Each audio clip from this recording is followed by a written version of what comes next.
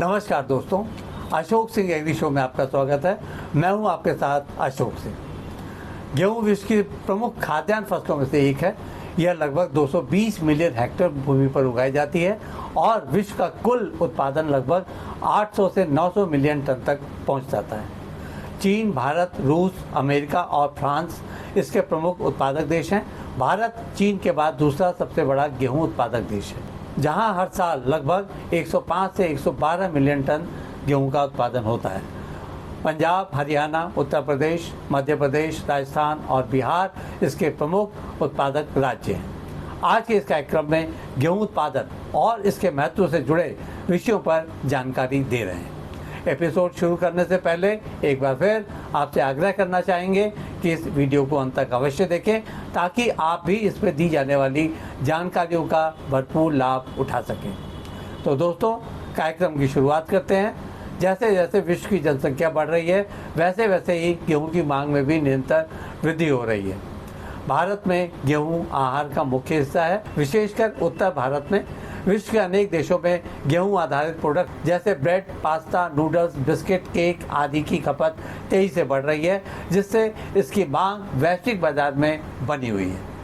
गेहूं रबी मौसम की फसल है, जिसे अक्टूबर-नवंबर में बोया जाता है और मार्च-अप्रैल में काटा जाता है। इसकी अच्छी उपज के लिए ठंडी जलवायु और अच्छी जल निकास वाली दोमट मिट्टी आवश्यक मानी जाती है। सिंचाई, फर्टिलाइजर प्रबंधन, खरपतवार नियंत्रण और समय पर फसल सुरक्षा उपाय इसकी सफलता के मुख्य स्तंभ हैं। गेहूं से अनेक प्रकार के फूड प्रोडक्ट्स बनाए जाते हैं, जैसे आटा, मैदा, सूजी, दलिया, bread, biscuit, noodles, pasta, pizza base, cookies, मैदा आधारित बेकरी प्रोडक्ट्स, गेहूं का माल्ट, फीड व अल्कोहल।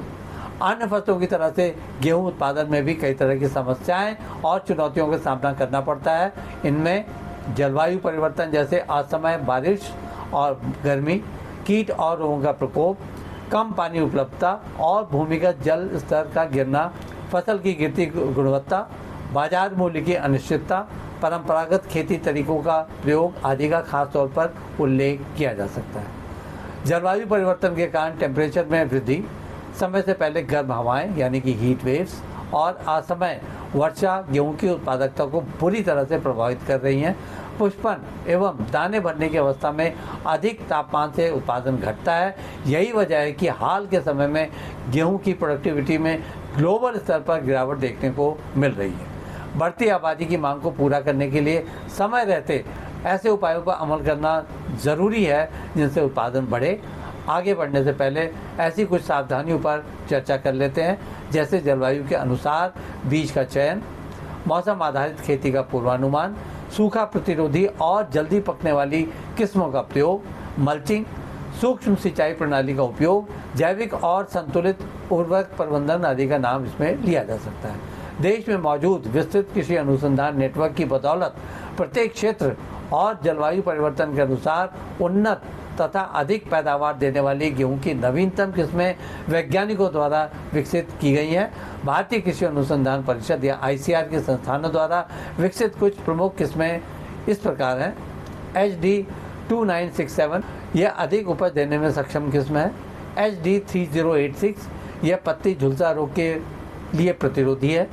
DBW 187 यानी करण वंदना यह गर्मी के प्रति काफ़ी सहनशील किस्म है। HI 8759 पूसा अनमोल भी इसका नाम है, यह जल्दी पकने वाली किस्म है। MACS 6478 यह सूखा प्रतिरोधी किस्म है। इसी तरह से गेहूं पर आधारित अन्य उल्लेखनीय अनुसंधान उपलब्धियों पर भी बात करें तो इसमें जलवायु अनुकूल गेहूं की किस्में, रोग प्रतिरोधक बीज, बायोटेक्नोलॉजी आधारित सुधार, प्रिसीजन फार्मिंग के उपकरण, फसल मॉडलिंग द्वारा उत्पादन पूर्वानुमान, गेहूं जीनोम अनुक्रमण की उपलब्धि आदि प्रमुख हैं। आगे बढ़ने से पहले गेहूं की फसल को नुकसान पहुंचाने वाले रोगों और कीटों के बारे में भी बात कर लेते हैं। प्रमुख रोगों में पीली, भूरी और काली रतुआ, पत्ती झुलसा यानी कि leaf blight, fusarium head blight आदि काफ़ी हानिकारक रोग कहे जा सकते हैं। इसी तरह से फसल पर लगने वाले कीटों में दीमक, गंधी कीड़ा, एफिड यानी कि चित्ती कीट, फॉल वर्म कुछ क्षेत्रों में जिन्हें देखा गया है आदि का उल्लेख किया जा सकता है। इनके नियंत्रण के लिए रोग प्रतिरोधी किस्में, बीजोपचार, संतुलित फर्टिलाइजर का प्रयोग, जैविक कीटनाशक और ट्रैप लाभदायक कहे जा सकते हैं। जहाँ तक गेहूं की कटाई के बाद प्रबंधन या पोस्ट हार्वेस्ट मैनेजमेंट की बात है, तो इसके लिए कटाई अनाज पकने पर और समय पर की जानी चाहिए। भंडारण से पहले सुखाकर नमी 12% से कम कर लेनी चाहिए। सफाई और छटाई करके ही भंडारण करना चाहिए। भंडारण में कीट से सुरक्षा के लिए निवारक उपाय अपनाने चाहिए। स्टोरेज में उचित वायु संचार और नमी नियंत्रण पर ध्यान दिया जाना जरूरी है। भारत में गेहूं का भंडारण FCI यानी भारतीय खाद्य निगम, मंडियों और कोल्ड स्टोरेज में किया जाता है। आधुनिक भंडारण के लिए साइलो तकनीक भी अपनाई जा रही है। सरकार द्वारा न्यूनतम समर्थन मूल्य यानी कि MSP घोषित किया जाता है। किसानों को ई-नाम प्लेटफॉर्म, किसान मंडी, FPO और अनुबंध कृषि यानी कि कॉन्ट्रैक्ट फार्मिंग जैसे विकल्पों का लाभ लेना चाहिए। चलते चलते गेहूं उत्पादन के लागत और अनुपात पर भी चर्चा कर लेते हैं। इसकी खेती में प्रति हेक्टेयर लागत लगभग 30,000 से 40,000 रुपये तक आती है, जबकि औसत उपज 45 से 60 क्विंटल प्रति हेक्टेयर तक मिल जाता है। अगर न्यूनतम समर्थन मूल्य जो 2024 से 25 के दौरान 2275 रुपये प्रति क्विंटल था, तो उसके अनुसार लाभ लगभग 30 से 40% तक हो सकता है। इसके अलावा प्रोसेसिंग से मूल्य संवर्धन यानी वैल्यू एडिशन कर भी और अधिक लाभ कमाया जा सकता है। आज के एपिसोड में बस इतना ही दोस्तों। कल एक नए विषय पर चर्चा करने के लिए दोबारा इसी समय पर हाजिर होंगे।